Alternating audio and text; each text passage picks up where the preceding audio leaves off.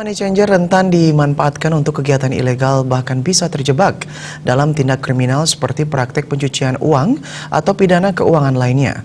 Untuk itu diperlukan antisipasi dari dampak munculnya money changer ilegal. Demikian terungkap dalam diskusi publik yang digelar oleh Mandiri Jaya Organizer di Ballroom The Fascini Hotel Denpasar. Dipandu Nyoman Gediantaguna, diskusi publik dengan tema money changer ilegal, dampak dan antisipasi pencegahannya, menghadirkan 3 narasumber, yaitu Kepala Divisi SPPUR Layanan dan Administrasi BI Bali, Teguh Setiadi, tim ahli BNI Profesor Dr. Iwan Ramante, dan dosen Fakultas Hukum Unwar Dr. Mahendrawati.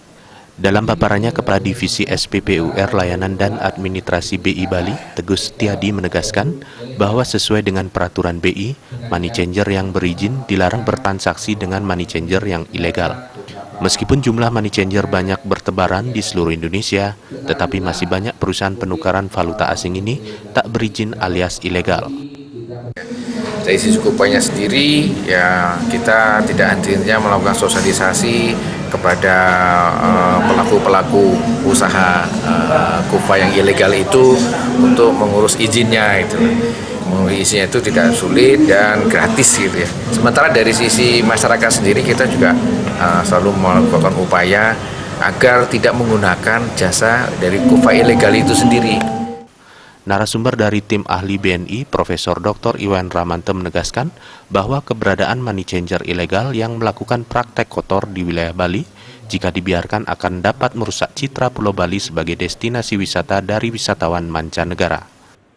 Semua pihak terkait, apakah itu hotel, apakah itu travel agent, dan lain-lain, semua mesti terlibat di dalam pengawasan. Dalam arti pengawasan, kontrol dalam hal ini. Misalnya ambillah contoh dari travel agent, tour guide itu harus memberikan informasi yang legal ini, yang nggak legal ini. Harus berani kita seperti itu. Jangan merasa bahwa ini bukan urusan kita dan lain sebagainya. Ujung-ujungnya sebagaimana yang saya katakan tadi, ini menyangkut kebutuhan kita bersama. Sementara itu, Ketua Afiliasi Penukaran Valuta Asing APFA Bali, Haja Ayu Astuti Dama, mengungkapkan saat ini masih banyak money changer yang melakukan transaksi dengan menggunakan rekening pribadi atau karyawannya, bukan menggunakan rekening perusahaan. Hal itu harus dihindari. Setiap pengusaha money changer pun harus proaktif melaporkan sesuatu yang mencurigakan kepada Pusat Pelaporan Transaksi Keuangan (PPATK). Ayu berharap kehadiran APFA mampu meminimalisir kejahatan pada perdagangan valuta asing. Sangat saya sayangkan itu sebenarnya ya, kalau semuanya pada mengerti dan mestinya dapat menindaklanjuti itu. Sebenarnya pariwisata kita ini yang menurun dengan info-info yang ilegal begitu. Berdasarkan data saat ini, tercatat jumlah penyelenggara KUPA PB di wilayah Bali mencapai 121 penyelenggara dengan jumlah kantor cabang sebanyak 511. Sehingga secara total terdapat 632 kantor penyelenggara KUPA BB berizin yang melakukan kegiatan usaha penukaran uang di wilayah Provinsi Bali.